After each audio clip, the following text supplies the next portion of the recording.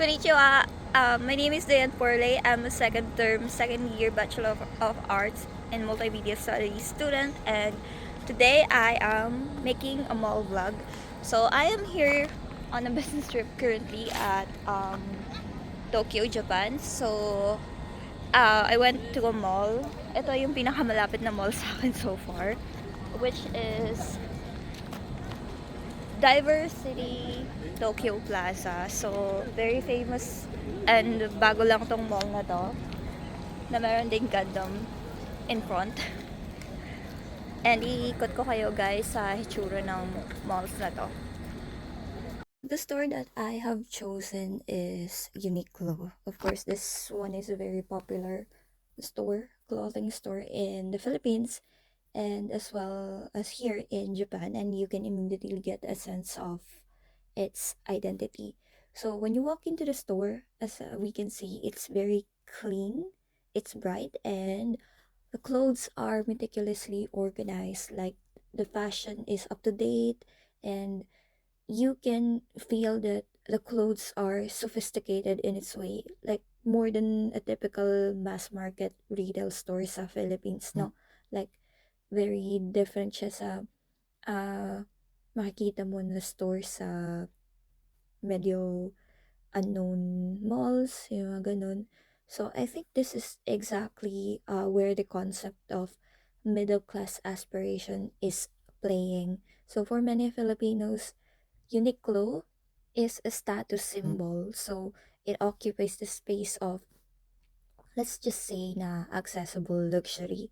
It isn't an overly exclusive designer brand, but at the same time, it carries significantly more cultural capital and quality appeal than buying clothes from local department store or yung Gawang Pinas or thrift shops or sa ukay-ukay.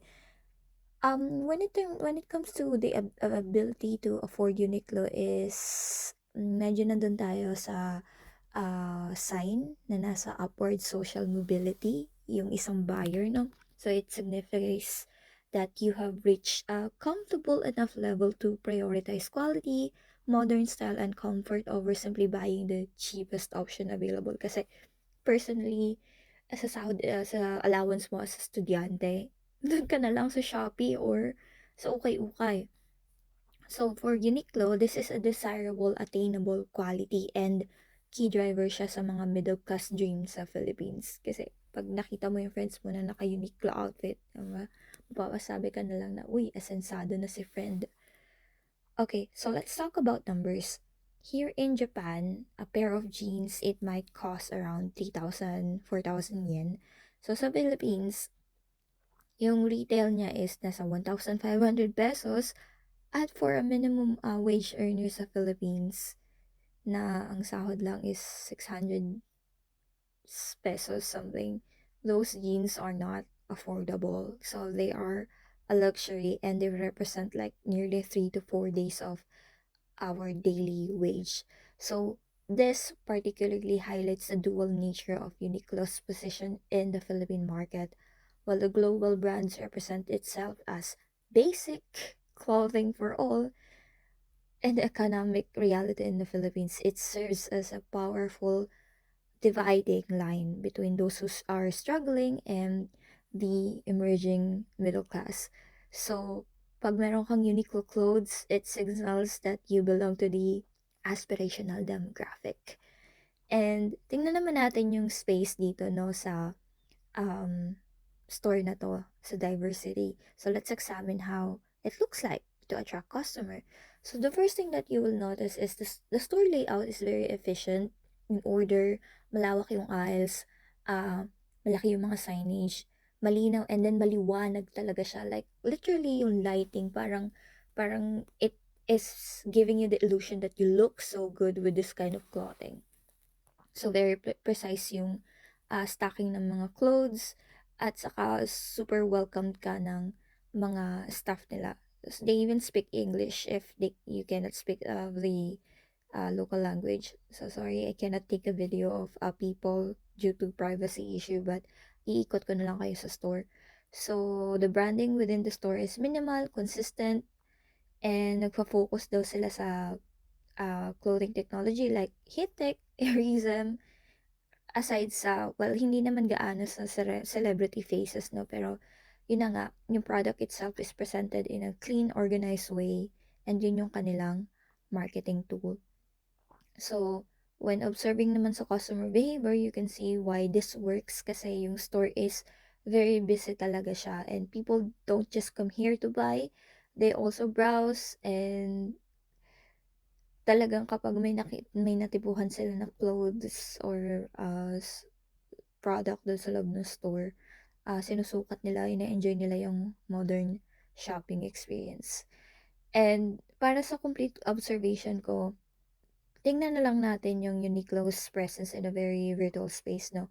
So, kapag visit ka sa isang official Uniqlo Philippines store, sa social media pages nila, very highly curated yung ay pagka-aesthetic ng image ng Uniqlo. So, yung online marketing nila nakarely sa mga Filipino influencer, mga top-tier celebrities. So, dun pumapasok yung advertising and store design na talagang directly built on the sense of status and belonging. So, by associating the brand with respected popular Filipino figures, they create an aspirational lifestyle and you can feel na parang feeling mo cool ka and successful ka, part ka ng successful circle kapag meron kang ganitong clothes na sinusuot nila. I think we can connect everything to the larger dynamics of consumerism, production, and capitalism.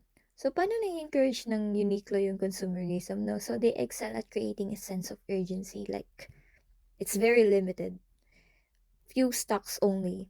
This is like a luxury edition collection, something like that. So, talagang merong silent pressure sa mga consumer na ayaw mo nang may katulad ka, parang gusto mo naiiba palagi yung suot mo, yung ganun. And when we look naman sa production, yung Uniqlo is a very prime example of globalized manufacturing. So talaga yung pagkaka-import niya is galing sa China, Vietnam, Bangladesh. Pero ang totoo niyan, mas mababa ang cost ng labor doon. Sana na-enjoy ninyo tong brief analysis ng Uniqlo ko sa diversity and I'm so sorry even though I was thousands of miles away. It's very clear na how this brand serves as a powerful symbol of middle class aspiration, consumerism, at capitalist dynamics that we see very clearly sa Philippine pop culture. Thank you very much.